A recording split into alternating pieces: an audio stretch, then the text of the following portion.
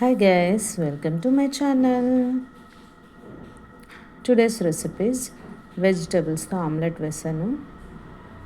Cabbage, carrot సన్నగా తురిమి పెట్టుకోవాలి. నెక్స్ట్ ఉల్లిపాయలు కట్ చేయాలి, కొత్తిమీర, పచ్చిమిరపకాయలు అవన్నీ కట్ చేసి పెట్టుకున్న తర్వాత స్టవ్ వెలిగించి ప్యాన్ పెట్టుకొని ముందుగా క్యాబేజీ వేసుకొని చక్కగా ఫ్రై చేసుకోవాలి. 2 గుడ్లు ఉన్నాయి నా దగ్గర. 2 గుడ్లు తీసుకొని ఒక బౌల్లో కొట్టి వేసుకున్నాను. మధ్యలో కలుపుకుంటూ మూత పెట్టుకొని సన్న మంట మీద సిమ్లో పెట్టుకొని ఫ్రై చేసుకోవాలి. అస్సలు మాడనివ్వకూడదు. ఆ గుడ్లు వేసుకున్న దాంట్లో కొంచెం సాల్ట్ వేసుకొని ఆ తర్వాత ఉల్లిపాయ ముక్కలు వేసుకొని బాగా బీట్ చేసుకోవాలి.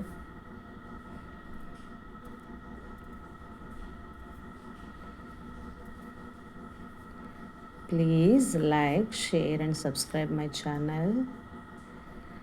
కొంచెం క్యాబేజీ ఫ్రై అయింది అనుకున్న తర్వాత క్యారెట్స్ కూడా వేసాను. క్యారెట్ తురుము కూడా వేసి మూత పెట్టి వాటిని కూడా సన్న మంట మీద మగ్గించుకోవాలి.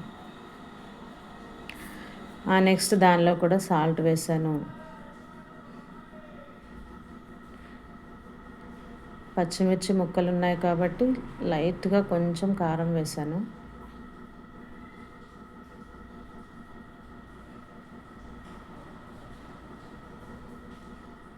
పసుపు కూడా వేసాను. ఇప్పుడు వేస్తుంది కారం.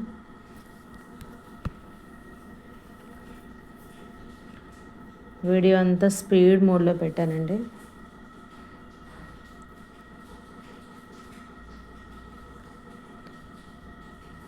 క్యాబేజీ, క్యారెట్ మగ్గిన తర్వాత కొత్తిమీర కూడా వేసాను.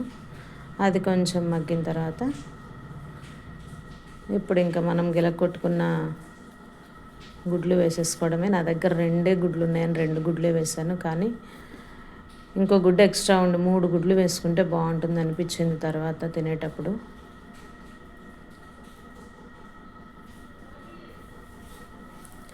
ఇది కనుక మార్నింగ్ బ్రేక్ఫాస్ట్గా చేసుకొని తిన్నామంటే ఇక మధ్యాహ్నం దాకా ఆకలి అవ్వదండి.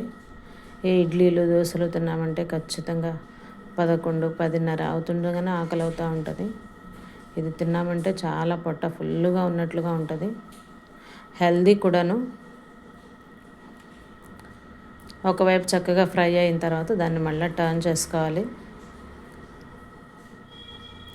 అలా ప్లేట్లోకి తీసుకొని టర్న్ చేసుకోవాలి, లేకపోతే కుదరేలా లేదు, కుదరదు. నాకైతే కుదరలేదు. అటు కూడా బాగా ఫ్రై అయిన తర్వాత ఇక స్టవ్ ఆఫ్ చేశాను. ఇప్పుడు దాన్ని ఒక ప్లేట్లోకి తీసుకోవడమే. Thank you friends. Please like, share and subscribe.